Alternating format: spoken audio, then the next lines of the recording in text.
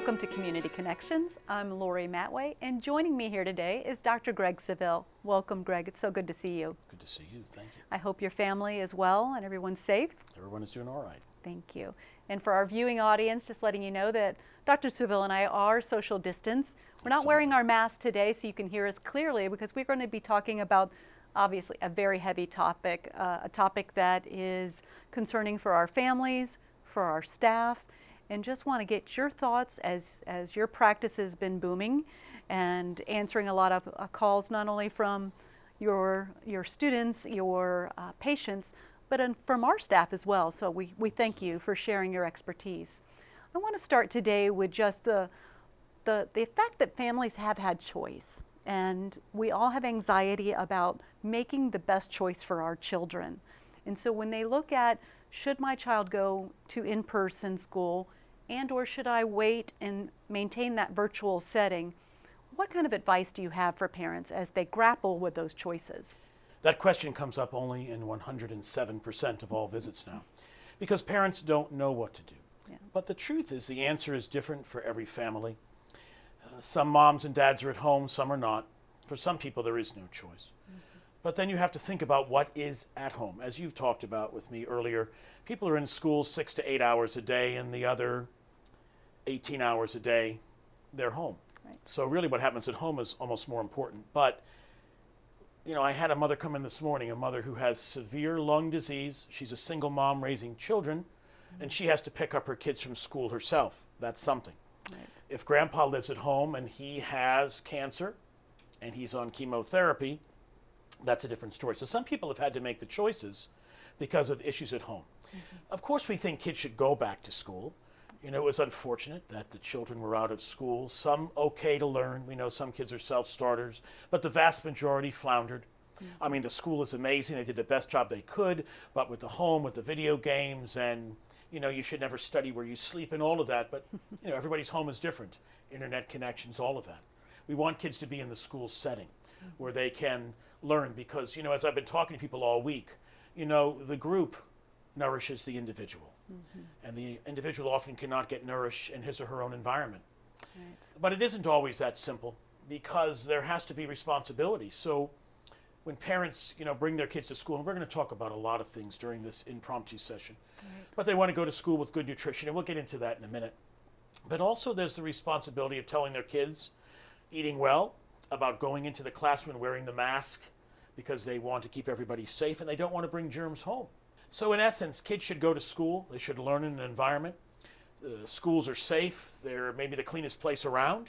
When parents make the decision to go and send their children back to the brick and mortar, Right. so what should I be looking for as a parent? What's that checklist that I need to go through every morning before I send little Lori off to school? Well, we've talked about so many things over time, but we're going to reiterate them now. First of all, a good night's sleep. You know, the funny thing is that there are many things that lower the body's immune system. In other words, if two kids go to school and are exposed to the same germs, one has gotten a good night's sleep and eaten well, and the other one has not, that child who has not might be more at risk to pick up that virus that day. So it's more important than ever is that people disconnect their children from their electronic devices an hour or more before bed that isn't related to homework. Make their kids get a good night's sleep, not playing on the phone and all those things all night, and getting little Lori up to eat breakfast. Non-carbohydrates, just some protein and fat to help keep the energy level up all day, because taking the appropriate vitamins, getting the good night's sleep, and getting the proper nutrition helps fuel your immune system and makes it stronger that day. So that if you are exposed to something, and not just COVID-19, but anything, that you're less likely to catch it. So parents have more responsibility. You know, people tell us all the time, I can't get Lori out of bed until just before we have to leave. Well, I'd be happy to have my mom come over and she could do the same thing she did when I was a kid. I'm not sure if it was a baseball bat or a sock filled with pennies, but you got out of bed. And so the parents have to do that. They have to have the responsibility of making them that meal and sending them off to school with the hand gels and things that the school allows. Make sure there are legal things they can bring, and that they understand the idea of the mask and the responsibility. But the best thing is how they start off the day. Right. So do you suggest that parents do temperature checks before they send them off? And, you know, what are those symptoms that they should look for? You know, if little Lori wakes up and she has a fever and she's vomiting, I mean, do I assume it could possibly be COVID? Keep her home. You know, what are those suggestions you have? Well, it's hard, you know, because every parent has a different agenda. Yeah. You know, some parents will look the other way if they think their kids are sick in a normal non-COVID year because they have to go to work and they're afraid they'll lose their job. They're not vindictive people. They're not doing it to infect everybody, but some people don't have an option of keeping their kids home and don't pay attention to that.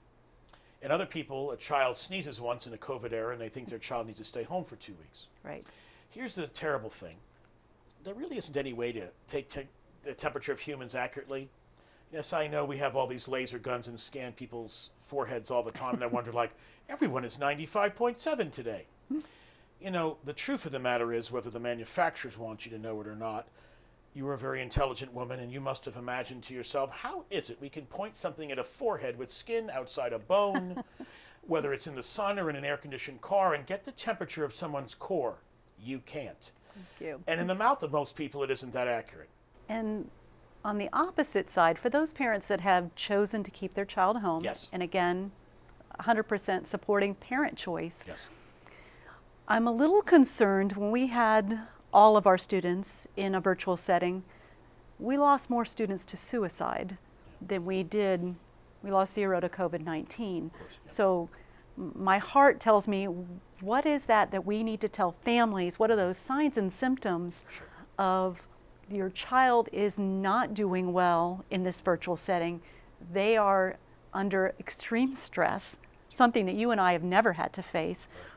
What do you say to the families as they struggle with, you know, my child is locking himself or herself in her room and not coming out, no socialization, just fearful? You've hit the nail on the head of why really kids need to be in school. We have a big problem right now. We know the mental health is looked down upon, getting mental health help. We could go into a 5-hour discussion of that. The schools have lost many children to suicide. My own partner lost her son to suicide 3 years ago, and she'd be happy to come here and talk about her feelings about that. He was 22. And a wonderful honor student from Palm Harbor University High School went off to college and things unraveled. So I think about it all the time. A lot of psychiatrists and psychologists won't see people on telehealth if they don't know them personally. And very few are seeing people in the offices. It can take 6 months to get in to see somebody, and most people's insurance don't cover it and they don't have the money to pay. Right. I would say that 99% of people who are at home have a much higher chance of depression. I'm not saying that leads to suicidal ideation, but there really are no students who thrive more at home than in the classroom. I understand, again, as we said, mom has breast cancer. She's a single mom. Her counts are 0. She can't take that chance. She's trying to fight for her life. There are reasons. But the kids don't do well at home. Sure, some kids are self-starters. The other ones are playing video games all day long or locked in their rooms. And the parents don't pick up on depression. The main reason you don't pick up on depression as a mother or father is you yourself are depressed. And the truth is, if people say that they haven't been depressed or anxious about the health or political climate of the world at the moment, they're fooling themselves or whatever blankety blank you want to fill in there. Right. So that becomes the issue. You know, it's a very complicated situation, but it is only a problem that's going to get infinitely worse by a third or whatever the percentages of people who've chosen to keep their kids at home, at least for the first 9 weeks. All right. So leaving that topic, Yes. because it is a heavy issue, and we've Absolutely. done a show on it, and I know we probably can do it again Yes. because it's so necessary, specifically in the times we're in. The mental health of children is better off in the classroom. They're going to learn more in the classroom. We just have to learn to keep people safe. I don't worry about the health of children. They're going to be okay. Not every kid, and you have to have a good doctor and pay attention if someone gets sick. But Right. I worry about the teachers. Why? Because first of all, the teachers are dedicated.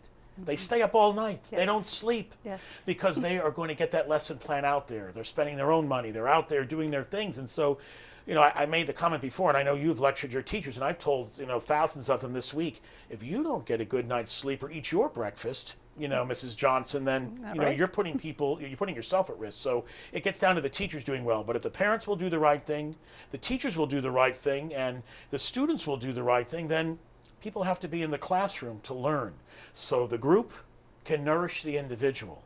And the Absolutely. mental health issues can either be quelled or be recognized by the experts who can then get help when the parents don't see the forest from the trees. Absolutely. Well, thank you for joining us, Dr. Savel. I mean, it's always refreshing to see you, and it's always refreshing to hear, the true facts, yet knowing that there is going to be an end to this. Absolutely. We are going to get back to brick and mortar schools where we can take care of our children and our students and our staff. And I just thank you for your commitment to our district and always willing to come here and speak with us. Anytime. I'm the luckiest guy in the world to do what I do for a living. And I look at your face, and it's the reason why you and I have always gotten along, because you know that you're the luckiest woman on the earth to be able to make a difference to these children. Yeah. They need us now more than ever. We need to have compassion for each other. We need to be considerate of each other's political views and all that. Mm-hmm. We have to love each other. The world needs more love now than ever. And Absolutely. the place that half the kids on earth, and you can see I have tears in my eyes as I say it, that people find the love, so many broken homes, blended homes, and other things. The place where children have always found unconditional love is at school. And they lose that by not being here. And that, to me, is the most important reason that kids should come, find the love of their teachers and the administrators and their fellow students, so they can spread the love, we can get better, and move on to the next phase of life. Thank you, Dr. Savel. Thank you.